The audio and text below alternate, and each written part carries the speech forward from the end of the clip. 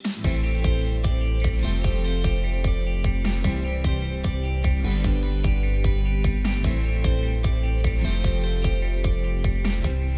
we were talking about our biggest marriage mistakes. Our hope in doing this is that by sharing our failures and what we learned, you can one, feel not alone because marriage is hard and we all make mistakes along the way. No one is alone in that. And number two, that you can also learn from our mistakes if you don't share the same mistakes as us.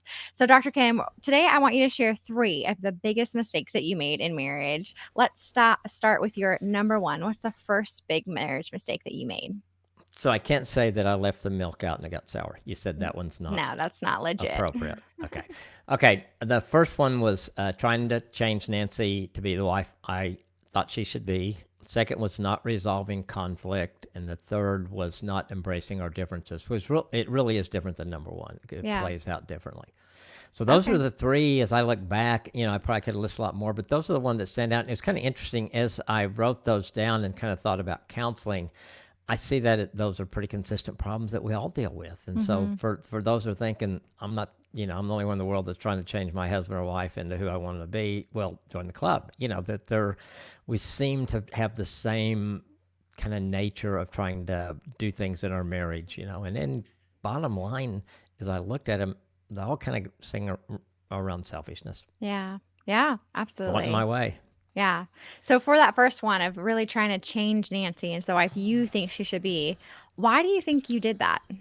I think some of it was I really did grow up in an unbelievable family. And my mom, everybody loved her. I mean, when I would come home from school, there'd be kids over and they wouldn't be in my room. They'd be in the kitchen talking to mom. I mean, she just was kind of this mom that everybody loved, and Nancy loved her. And I thought, well, she's the perfect wife. Why don't you just be like her? And I didn't want her exactly, but it was kind of like some of the things she grew up in a different home and she had different things. Plus, she didn't want to be my mom. And I never said those words. Thank goodness. That would probably been the worst word. But I think the things I did, the way I reacted to things that I probably even manipulated to try to get her, make her uncomfortable this way so she'll act that way. And I was pretty good at that. But thank goodness she's type A, because if she wasn't, she probably would have let me mold her into that and then resented me for it. And Yeah. Nancy fought back. Yeah, definitely. So what were some of the practical ways that played out? Like, how did you do this? How did you expect and like in the subtle ways Nancy to be like your mom and the perfect wife?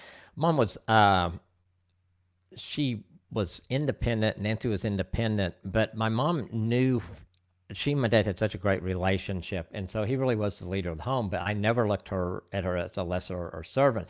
But she knew how to come alongside that, and I think it was because my dad was such a good leader in that. But I wasn't leading good, and so Nancy, I felt like, well, she's just pushing back at everything that I do. And so, what did I want her to be? Probably just, there's so many things I loved about her, but just as a wife and mother, maybe just the way, even small things that came big, like the way you take care of the house. When you cook this, well, I never said my mom did it this way. I would make some suggestions. Why don't you ever put that in there or add that ingredient? Some of those were small things. But probably just the way, and her Nancy and I both struggled with anger back then. My mom very seldom got angry, and she did. It never came out at anybody else. She always handled it.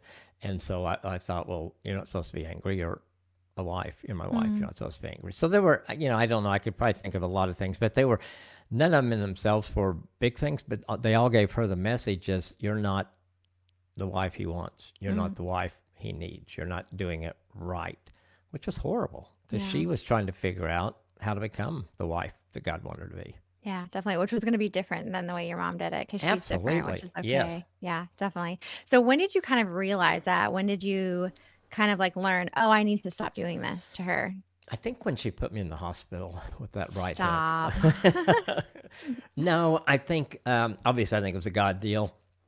When I finally came to realize that it wasn't my job to change anybody, it was God's job, and that he did not need my help with her, and really just was able to release that to her and trust him, because it made it easier, I think, for me, because she was really seeking him. She wanted to be who he wanted her to be in all areas of life. So if she's seeking him to be the wife God wants her to be in my life, it's going to be a lot better than my plan to start with. It may make me struggle a little more, but I'm going to grow and all those kind of things. And so I think when I realized that was really his job and began to just hand that over to him, it made a difference. It Yeah. made a huge difference because you can't change somebody. And Yeah. I think we all at times with certain people in our lives do that. We try to mold somebody into somebody that we think they should be or we want them to be. And you just can't. No, there's only one person you can change, and that's God. That's me. Yeah, you can't God. change God. God and doesn't that's what I change. was going to say. And then God's the only one who can change somebody Yes, else. that's right. That's right. That's so true.